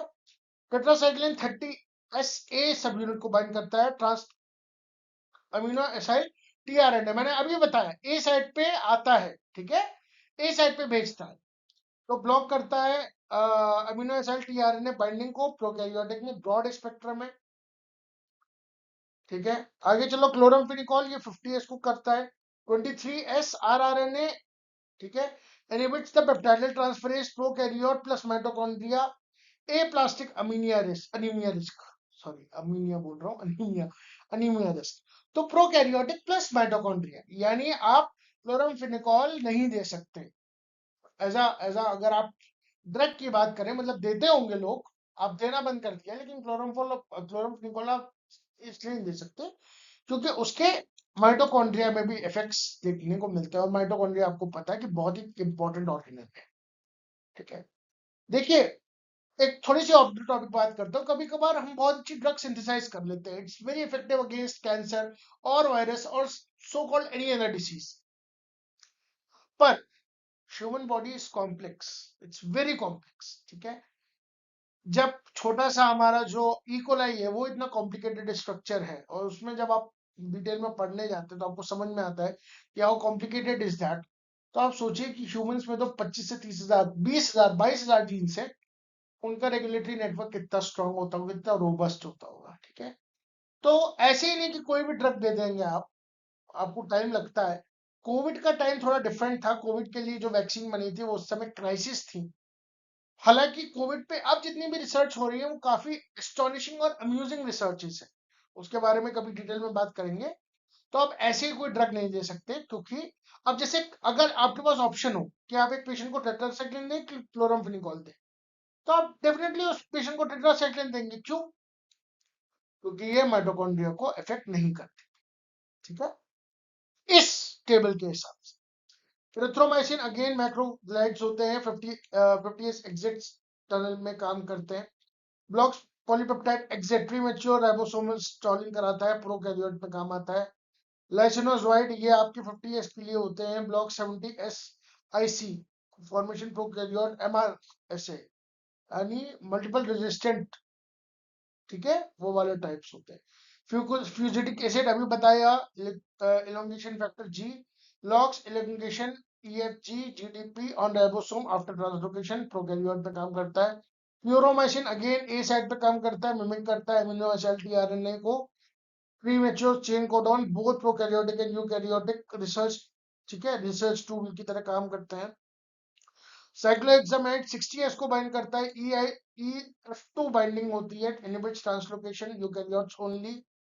उसके बाद आपके डिप्थीरिया टॉक्सिन EF2 को बाइंड करता है, ADP ribosylates diphthamide thymidine on the EF2 blocks diphthamide, ADP ribosylates diphthamide on EF2 blocks translocation eukaryote पे काम करता है।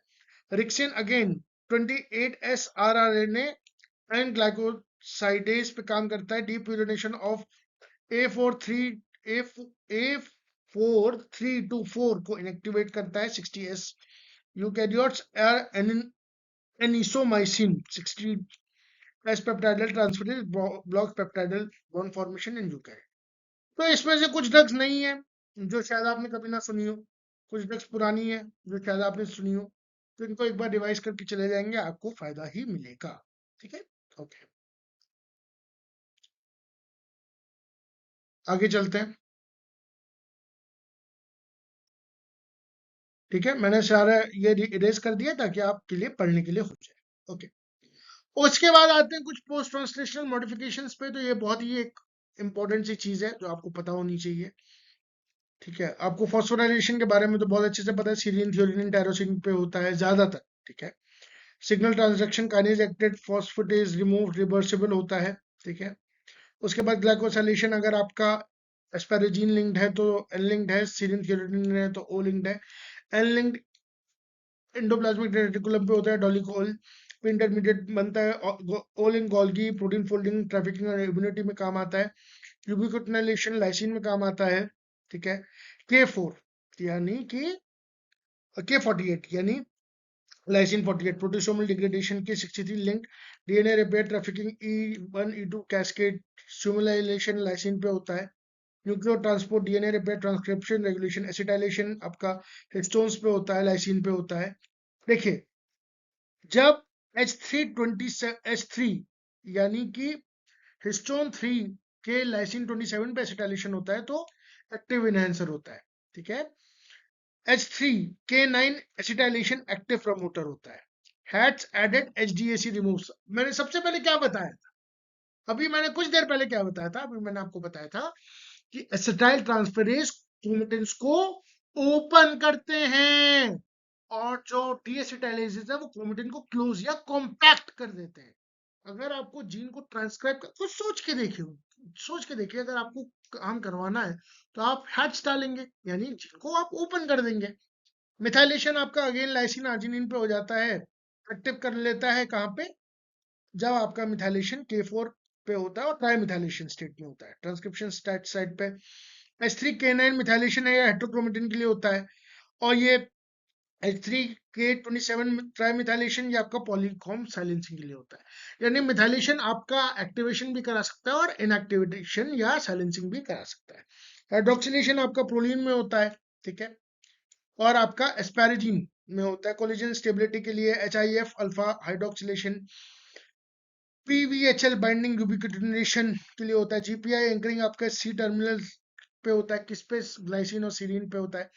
Membrane anchoring glycophospholipid CD59 and DAF। Proteolytic cleavage आपका प्रोटीन्स में होता है। इंसुलिन प्री प्रो इंसुलिन, ठीक है, उसी तरह से आपके ज़ैमोजेंस आते हैं, तो ये कुछ अच्छा होता है। एक चीज आपको और बताऊंगा, एक्स्ट्रा एडिशनल इंफॉर्मेशन है, ये है कि देखिए,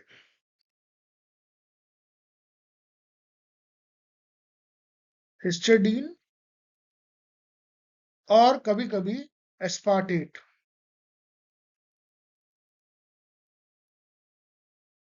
यानी H और D पे भी कभी कभार काइनेज काम करता है। काइनेज काम करता है तो इनका भी फॉस्फोरिलेशन हो सकता है, ठीक है, याद रखेंगे इस चीज को। ओके,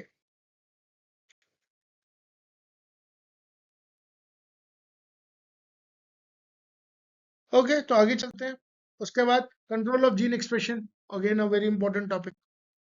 तो सबसे पहले तो लैक ऑफ प्रोन की बात कर लेते हैं। तो लैक ऑफ प्रोन में क्या है कि लैक ऑफ प्रोन, पहली बात तो किस तरह का रिप्रेशन है, एक हाँ, ये एक कैटाबोलाइट रिप्रेशन है, गुड, ठीक है।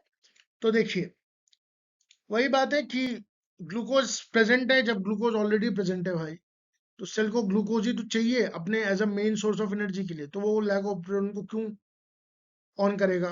तो ग्लूकोज जब प्रेजेंट है, लैक्टोज एब्सेंट है, तो लो CAMP, यानी low cyclic AMP, no cap, ठीक है, bound to operator, repressor is bound to operator and transcription is off, ठीक है। ग्लूकोज जब एब्सेंट है, लैक्टोज जब प्रेजेंट है, तो हाई CAMP, ठीक है, CAP active, allolactose removes the repressor,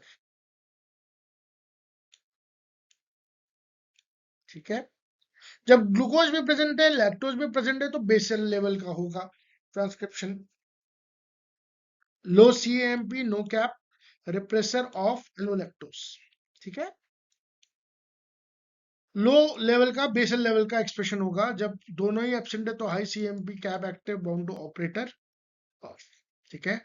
important चीज इसमें और कुछ याद नहीं रखना है, जो इंपॉर्टेंट चीज है, ट्रांसक्रिप्शन आपको समझ में आ जाएगा। आपको CAMP और कैप याद रखना है कि उनका क्या स्टेटस है, और रिप्रेसर अगर ऑपरेटर से बाउंड है, रिप्रेसर केवल एक ही जगह ऑपरेटर से बाउंड है, वो ये है, देखिए, जब ग्लूकोज प्रेजेंट है, जब ग्लूकोज प्रेजेंट है, ये बाउंड है ऑपरेटर से, यहाँ पे रिप्रेसर ऑफ है एनोलैक्टोज के प्रेजेंस की वजह से, इसलिए basal level of lac expression हो रहा है। और जब ग्लूकोज एब्सेंट है और लैक्टोज प्रेजेंट है, तब तो एनोलैक्टोज रिमूव को, रिप्रेसर को रिमूव करेगा ही करेगा, ठीक है। हाँ, इसके म्यूटेशन के केसेस भी हैं, वो मैं आपको जेनेटिक्स वाले पार्ट में एक बार अच्छे से समझा दूंगा, डिप्लॉयड और हैप्लॉयड वाले, ठीक है। तो एक छोटी सी ट्रिक है जो आप याद करिएगा कि ग्लूकोज कम है, एडिनाइल साइक्लेज ज्यादा बढ़ेगा, CAMP ज्यादा बढ़ेगा, कैप CAMP बाइंड करेंगे upstream of the promoter, RNA Paul का रिक्रूटमेंट होगा, ग्लूकोज इफेक्ट कैटाबोलाइट रिप्रेशन, समझिए। कैटाबोलाइट रिप्रेशन, कैटाबोलाइट मतलब क्या होता है, कैटाबॉलिज्म मतलब क्या होता है, कैटाबॉलिज्म मतलब होता है किसी चीज को तोड़ना, कैटलाइज, टू ब्रेक समथिंग, ठीक है। लैक्टोज आपका किससे बना हुआ है, ग्लूकोज की एक यूनिट से बना हुआ है और गैलेक्टोज की एक यूनिट से बना हुआ है। जब ग्लूकोज ऑलरेडी प्रेजेंट है यानी कैटाबोलाइट आपका ग्लूकोज ऑलरेडी प्रेजेंट है तो ये कैटाबोलाइटिक रिप्रेशन कराएगा, कैटाबोलाइट के साथ बांध करके रहेगा। जब आपका ग्लूकोज प्रेजेंट नहीं है तो आपका यहाँ पे क्लीवेज हो जाएगा और आपके लिए सेल्स के लिए ग्लूकोज प्रेजेंट हो जाएगा। फंडामेंटल्स है, बेसिक्स हैं, आपको याद होने चाहिए। ठीक है, ओके ओके, आगे चलते हैं। उसके बाद टीआरपी का एटेन्युएशन भी वैसे ही है। मैंने अगेन इसको पहले की स्लाइड में भी पहले भी जब मैंने वीडियो बनाए हैं तो बताया है, and this is a revision part, तो इसमें भी हम रिवाइज कर लेते हैं। तो टीआरपी एपो रिप्रेसर है इनएक्टिव स्टेट में, टीआरपी को रिप्रेसर है binds with TRP conformational change, TRP TRP complex bind operator repression low TRP. जब सेल्स के पास ट्रिप्टोफैन नहीं है केवल तब के सिर्फ तब के तब ही ट्रिप्टोफैन का एक्टिवेशन होगा, रिप्रेसर इनएक्टिव होगा, ऑपरॉन बनेगा। एटेन्यूएटर मैकेनिज्म क्या चलती है? एटेन्यूएशन मतलब क्या होता है? एटेन्यूएशन मतलब ये होता है कि आपके सेल्स जो है वो सेंस कर लेते हैं कि ट्रिप्टोफैन कितना प्रेजेंट है, उस हिसाब से वो काम करते हैं।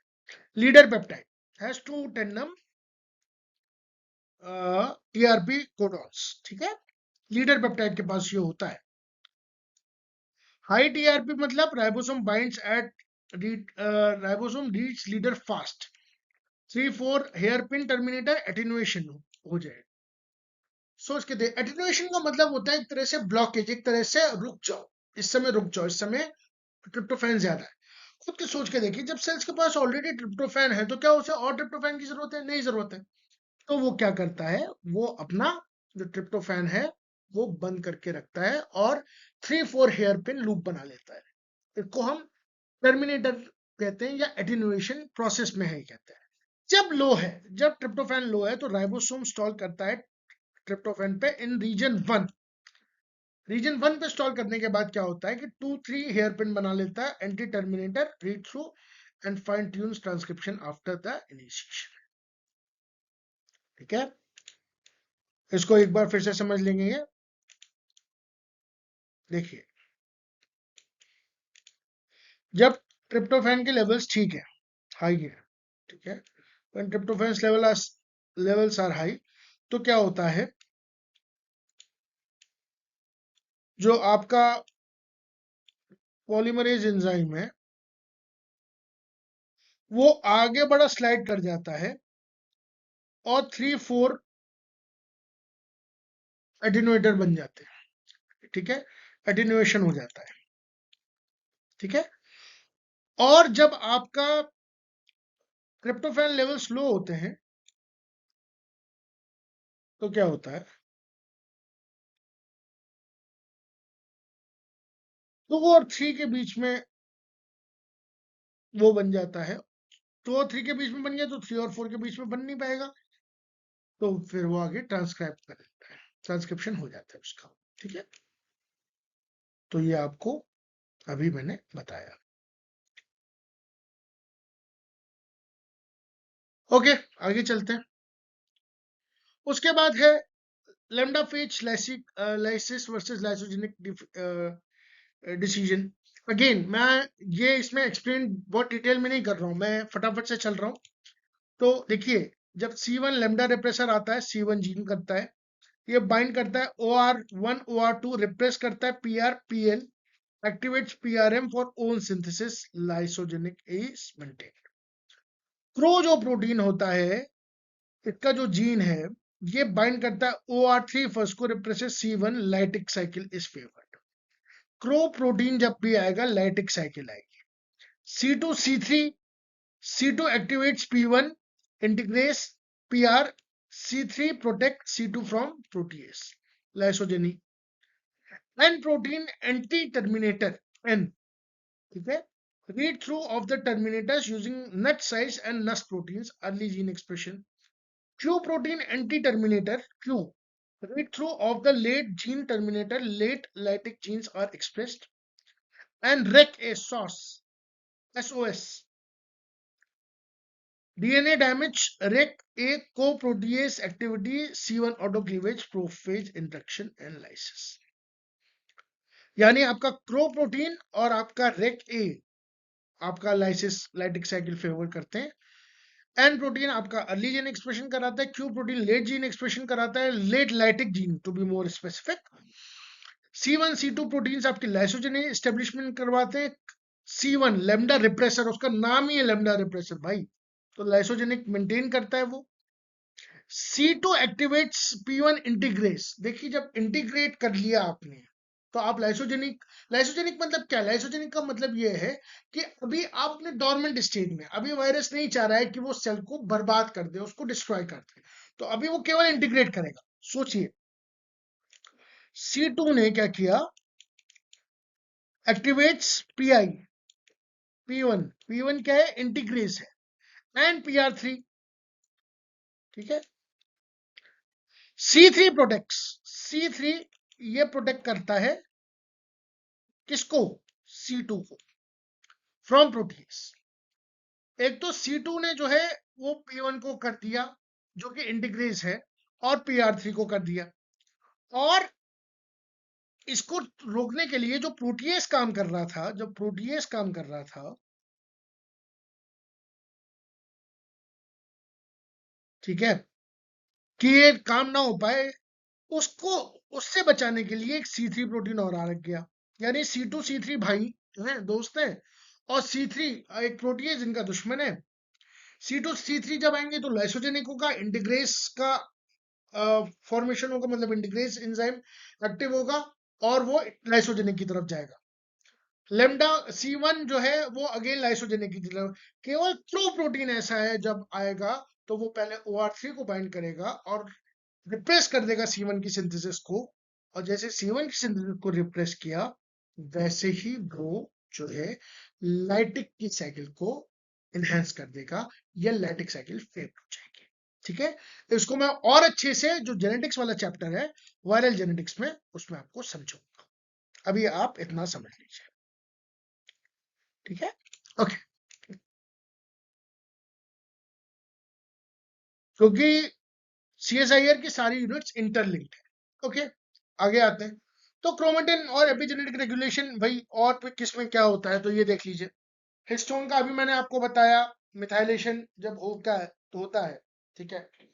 तो ये कुछ इसके राइडर और लीडर और इरेजर इफेक्ट्स होते हैं, ठीक है। तो इसमें जो आते हैं वो क्या आते हैं देख लीजिए। मिथाइल ट्रांसफरेजेस आते हैं, जैसे कि MLL and ACT1 KMTs, they are lysine methyl transferases, क्योंकि H3 यानी हिस्टोन 3 के लाइसिन नंबर 4 पे मिथाइलेशन हो रहा है, ठीक है।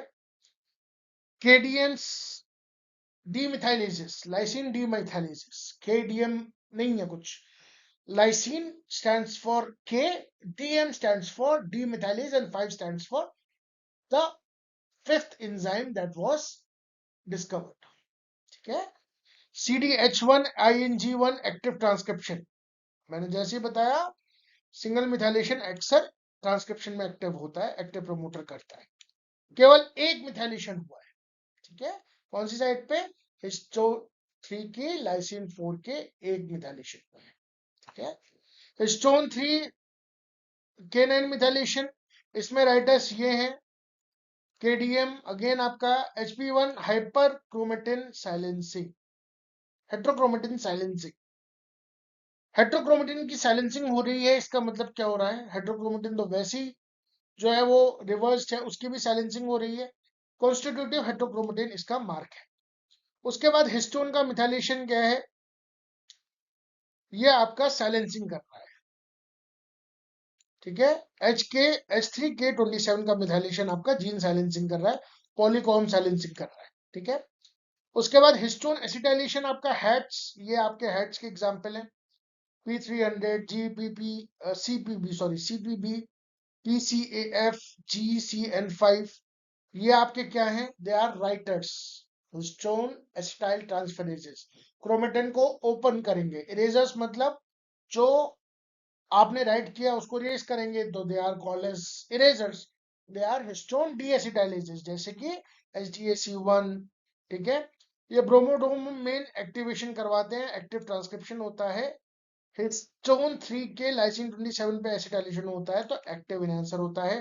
डीएनए मिथाइलेशन होता है, DN3 DNMT 3 DNMT1, ये एंजाइम्स होते हैं जो राइट करते हैं, टेट एंजाइम्स इसका इरेज करवाते हैं और ये CpG मिथाइलेशन साइलेंसिंग के काम आता है। उसके बाद क्रोमेटिन रिमॉडलिंग होता है, SW SNF ISW ICHD, ये न्यूक्लियोसोमल रिपोजिशनिंग कराते हैं, एक्सेसिंग द कॉम्पैक्शन, ठीक है। ATP डिपेंडेंट होते हैं ये सारे आपके जो पॉइंट्स, ठीक है। छोटी सी चीज ये है, देखिए जब हिस्टोन 3K4 का मिथाइलेशन हो रहा है तो एक्टिव प्रमोट हो रहा है। हिस्टोन 3K27 का मिथाइलेशन होता है, पॉलीकॉम साइलेंसिंग हो रहा है। हिस्टोन 3K9 मिथाइलेशन होता है तो हेट्रोक्रोमेटिन बन रहा है। हिस्टोन 3K27 का एसिटाइलेशन हो रहा है, एनहांसर बन रहा है। हिस्टोन 3K3 का 336 का मिथाइलेशन हो रहा है, एलोंगेशन हो रहा है। तो ये कुछ चीजें जो आप याद रख सकते हैं। अगर ये छोटा है और विजिबल नहीं है तो I could do one thing for you, ठीक है। आई कुड टेल देम, मतलब ये थोड़ा सा इसको मैं इलाज कर दूंगा अपनी जो PDFs है, ठीक है। And I will make sure कि आपको वो पढ़ने में है, नहीं तो आप इसको जूम करके देख सकते हैं, ठीक है। ओके, बाकी ये सब तो लिखा ही हुआ है। Okay, then again RNAi gene silencing में कौन कौन सा काम आता है भाई, देख लो।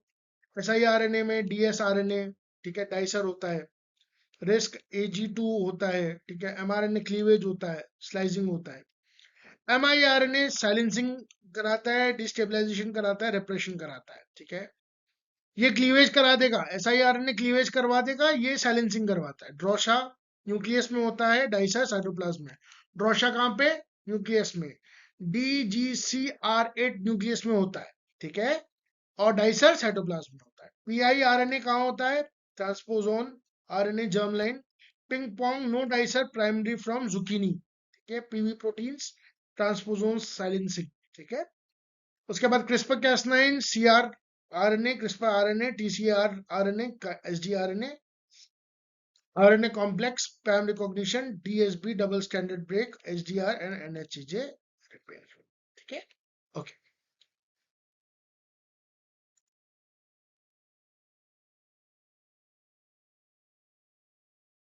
Okay, so thank you so much for joining this session. आपने अपना टाइम दिया, आपको मेरे ख्याल से कुछ हेल्प मिली होगी, कुछ मजा आया होगा रिवाइज करने में। क्विक रिवीजन आपका एक तरह से हो गया। मैंने ऑलमोस्ट ऑल द मेजर चीजें कवर कर दी हैं जो नहीं कवर की हैं। जैसे मैंने होमोलोगस जो रिकॉम्बिनेशन है उसमें रिजॉल्विंग कैसे होते हैं वो कवर नहीं किया है मैंने। थोड़ा सा जीन रेगुलेशन वाला पार्ट कवर नहीं किया है, और क्रो वाला जो लाइसोजेनिक और लेटिक वाला पार्ट है वो थोड़ा सा मैं आपको और बता दूंगा डिटेल में। मोलिकुलर बायोलॉजी में इतना ही आप जानिए, ये मेरे ख्याल से मोर देन सफिशिएंट है। और आई होप आपको ये सेशन पसंद आया होगा। मिलते हैं अगले वाले सेशन में जिसमें हम जेनेटिक्स या इनहेरिटेंस बायोलॉजी कवर करेंगे, एंड विल बी मीटिंग सून, ठीक है। मेरी कोशिश ये रहेगी कि 13 की 13 यूनिट्स का आपको एक ओवरव्यू तो मिल ही जाए, and it helps you in your exam. Till then take care, bye, all the very best, and like, share and subscribe to Growing Together with Shrish.